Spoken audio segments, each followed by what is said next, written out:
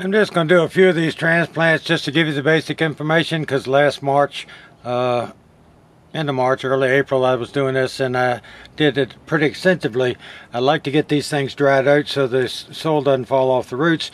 You can see this is a little too dry. See how the original seed leaves are drooping? See how these smaller ones are drooping? See how that leaf is starting to curl? That's a sign that it's can't get enough moisture. But I'm going to stick it in this moist soil and they will perk up right away. Now this soil has picked up the moisture that I left in here last night, and I take an old fork and I just stick it in the 6-pack all the way down and rock it back and forth, and since the soil is moist it will hold that position. And then I take this thing of seeds and squeeze it really good. Now I'll go back this off so you can see a little better. Another thing you want to look for every time you transplant, see the roots coming out of the bottom of this pot? That means it's time they need to go in another pot. I'm going to put them in these 6-packs. When the roots come out of the bottom of those 6-packs, I'm going to put them in my milk jugs, milk cartons, the half-gallon square ones, and the orange juice cartons that I showed you last year. I'll show you what they are again in a minute. And when they come out of the bottom of that, it'll be about time for it to go into my garden. So anyway, you have to squeeze this enough to get it to fall out. When it falls out, you just take the fork and place in that and pull it apart. And then you grab these by the seed leaf, because they're going to fall off anyway. And I take my fork, because I've dropped some of the soil in there, and I put that in there like that and push the fork back over and just barely compress it down with my finger. And all you have to do that is 36 times and I'll have miracles done. Since I have more here than I'm probably going to need, I will take out the biggest and healthiest ones.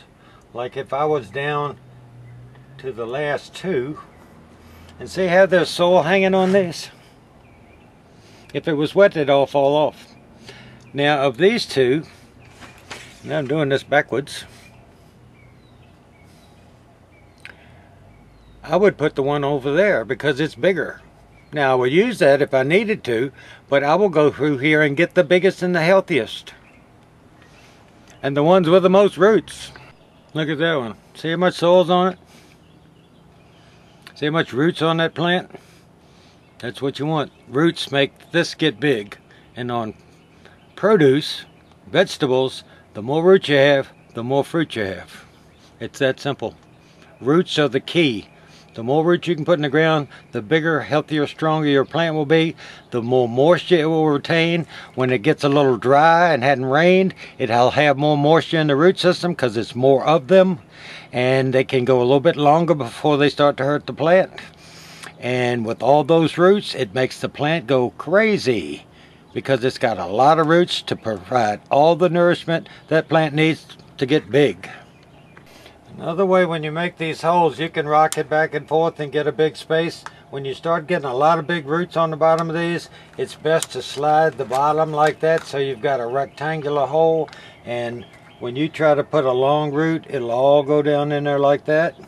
And then you just take the fork and spread it around, a little bit of pressure.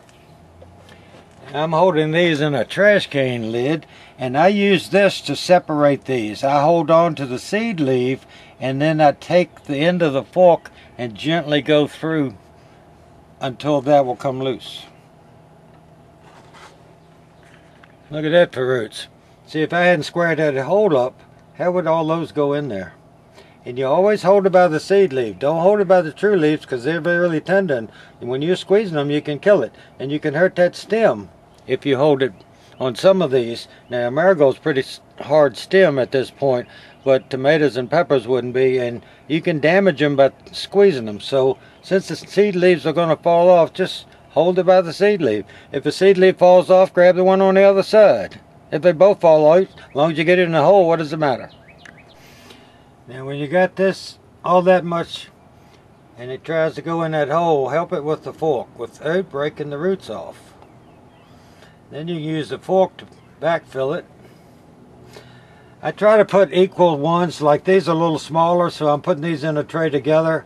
If you put little ones here and big ones here, and eventually they'll go outside in the yard, and the larger ones will be bigger and they will shade the smaller ones. This way, depending on where the sun is, you can put the big ones in the back of a tray, the smaller ones in the front, adjust it so that the sun's hitting it from that side and they all grow about the same speed. Now I'm going to need all of these because a whiskey barrel takes between 9 and 11, and we've got, I don't know, 7 that we put marigolds in. So I'm going to plant every single one of these.